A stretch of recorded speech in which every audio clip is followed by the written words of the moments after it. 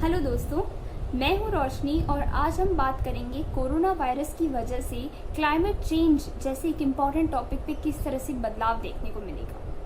जैसा कि हम सब जानते हैं, कोरोना वायरस दुनिया में एक बहुत ही इम्पॉर्टेंट टॉपिक है और इम्पॉर्टेंट इसलिए क्योंकि वो हमारी रोज़ की ज़िंदगी में एक बड़ा बदलाव ला रहा है। जैसे कि लॉकडाउन की वजह से हम सब घरों से बाहर नहीं निकल पा रहे हैं। काफ़ी सारे जो जो जिन जिन चीज़ों को हम फॉर ग्रांटेड लेते थे वो सब बदलती जा रही है। अब वो फॉर ग्रांटेड नहीं है। जैसे कि मूवीज़ का रिलीज़ होना, हम जानते हैं कि हर फ्राइडे एक नई मूवी थिएटर में लगेगी, वो भी बंद हो चुका है। हर रोज़ एक नया एपिसोड हमारी फेवरेट टीवी चैनल का हमको देखने को मिलेगा, नहीं दिखेगा, क्योंकि वो लोग उसको रिकॉर्ड ही नहीं कर पा रहे हैं, वो शूट ही नहीं कर पा रहे हैं और काफ़ी सारी चीज़ें जो है वो बदल गई हैं। मुझे नहीं लगता कि हमने कभी भी अपनी लाइफ में ऐसा सोचा होगा कि हम किसी दिन घर पे बैठे होंगे और हमें घर पे बैठने के लिए सरकार बोलेगी, पर यहाँ ऐसा हो रहा है। तो कोरोना वायरस की वजह से जो है दुनिया में काफ़ी सारी चीज़ें बदलने वाली है। हमारे काम करने का तरीका, हमारे रहने का तरीका, हमारा पढ़ने का तरीका, हम किस तरह से लोगों के साथ में सोशलाइज करते हैं, हम किस तरह से अपनी पार्टीज ऑर्गेनाइज करते हैं, हम किस तरह से अपनी खुशियाँ बांटते हैं, ये सारी चीज़ें जो है उसमें एक बड़ा बदलाव देखने को मिलेगा। और ऐसा ही एक बदलाव आएगा क्लाइमेट चेंज पे। जैसा कि हम सब जानते हैं दोस्तों, क्लाइमेट चेंज एक ऐसा इम्पॉर्टेंट इशू है जिसे लेके दुनिया भर में एक बड़ी अवेयरनेस क्रिएट हो रही है। दुनिया भर में लोग मानते हैं कि क्लाइमेट चेंज एक बहुत इम्पॉर्टेंट इशू है और हमें इसे ज़रूरी है कि हम इस पर ध्यान दें, इसको एड्रेस करें।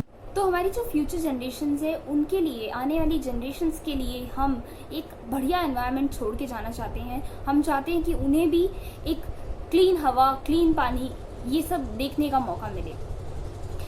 और इसी की वजह से काफ़ी सारे जो ट्रीटीज़ है, प्रोटोकॉल्स हैं, क्योटो प्रोटोकॉल की बात कर लीजिए, पेरिस क्लाइमेट ट्रीटी की बात कर लीजिए, ये सब साइन हो रहे हैं ताकि हम सब मिलकर क्लाइमेट को वापस एक सस्टेनेबल पोजीशन में ला के छोड़ें, जिससे ना सिर्फ हम आज एक अच्छी लाइफस्टाइल को देखें और बल्कि हमारे जो फ्यूचर जनरेशन्स हैं वो भी एक अच्छी लाइफस्टाइल को देखें।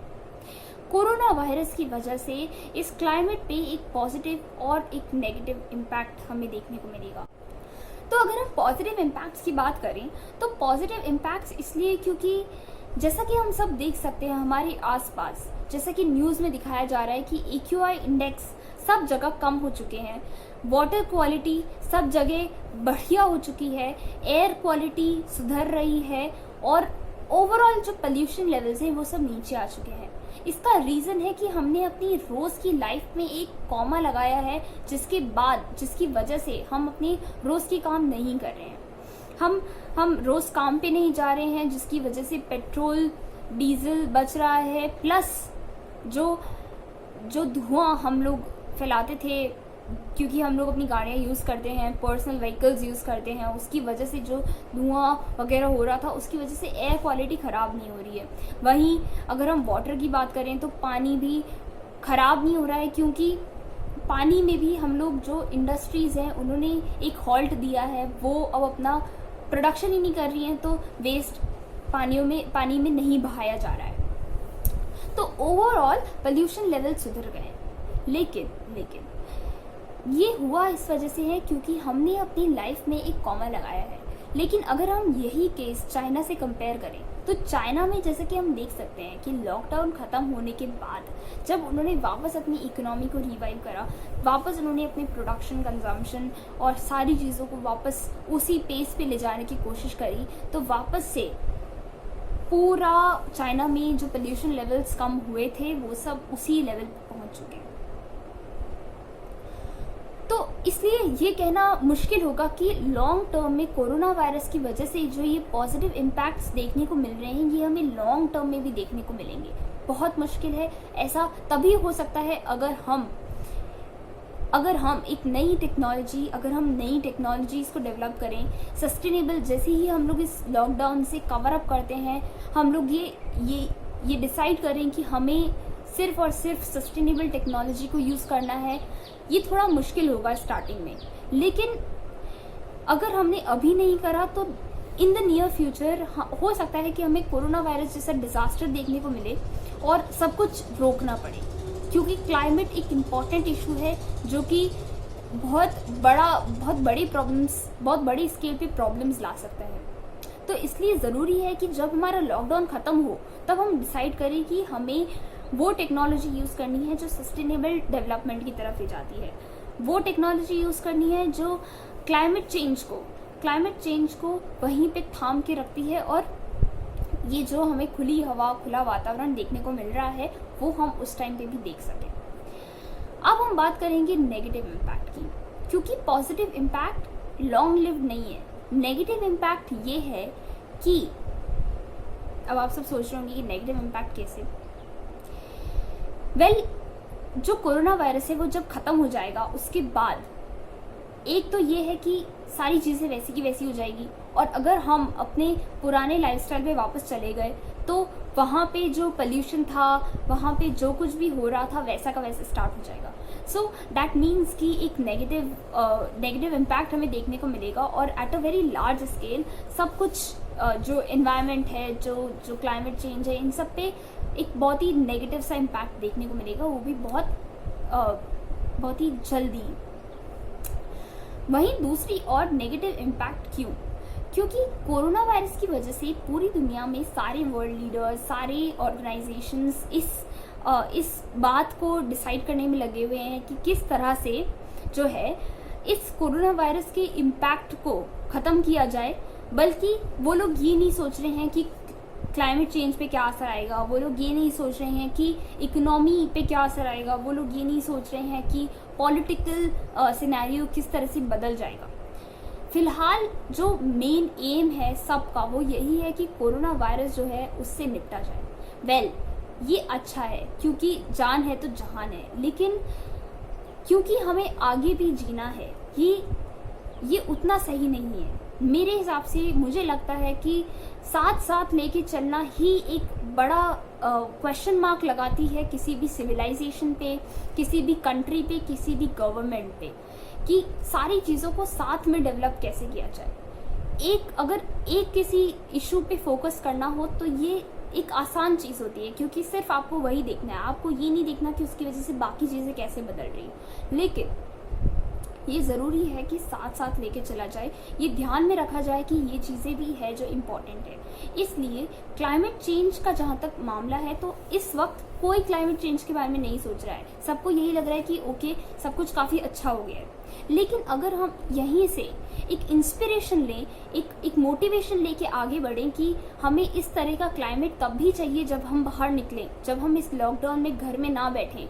हम चाहेंगे कि हम बाहर जाएं, हम सुबह की मॉर्निंग वॉक में एक बढ़िया सा एनवायरनमेंट देखें, हम शुद्ध हवा में सांस ले सकें।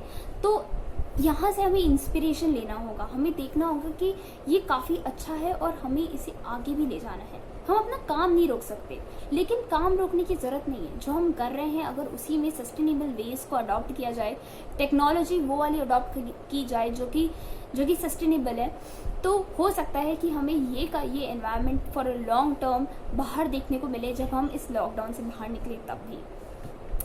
दोस्तों, मैं ये नहीं कह रही कि हमें डेवलपमेंट करने की ज़रूरत नहीं है। मेरा कहने का मतलब सिर्फ ये है कि जो डेवलपमेंट हो रहा है वो ज़रूरी है, क्योंकि आज से 20-25 साल पहले हम में से किसी ने नहीं सोचा होगा कि हम लोग यहाँ बैठ के अमेरिका में किसी से वीडियो कॉल करेंगे या फिर शक्लें देख के बात कर पाएंगे। फ़ोन पे बात करना भी एक क्वेश्चन था, क्योंकि फ़ोन सबके पास अवेलेबल नहीं था। वो जो दौर था उस वक्त टेक्नोलॉजी डेवलप हुई और इस टेक्नोलॉजी के बहुत सारे पॉजिटिव्स भी हैं। इसलिए मैं ये नहीं कह रही कि हम पूरी तरह से टेक्नोलॉजी को छोड़ दें। अभी की जो टेक्नोलॉजी है वो अभी के हिसाब से बहुत अच्छी है और बहुत ही बेहतरीन है, और इसे एक्सेप्ट करते हुए आगे चलना ज़रूरी है।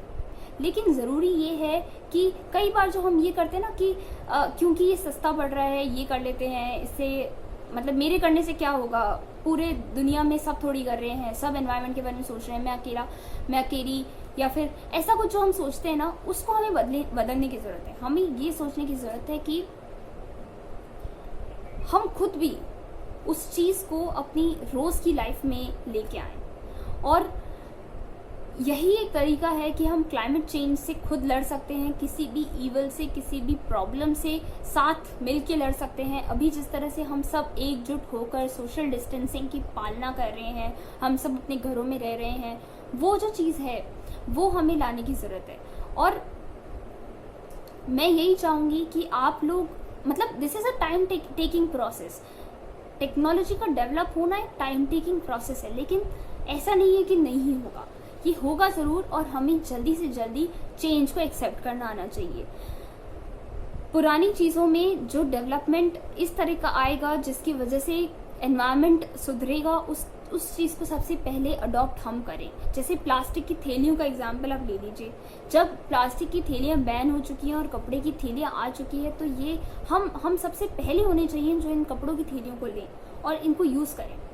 यही मेरे कहने का मतलब है। जो जहाँ आप कर सकते हैं वहाँ आप कीजिए। कुछ इंपॉर्टेंट चीज़ें हैं जिन्हें आप नहीं बदल सकते, जैसे कि प्लास्टिक है।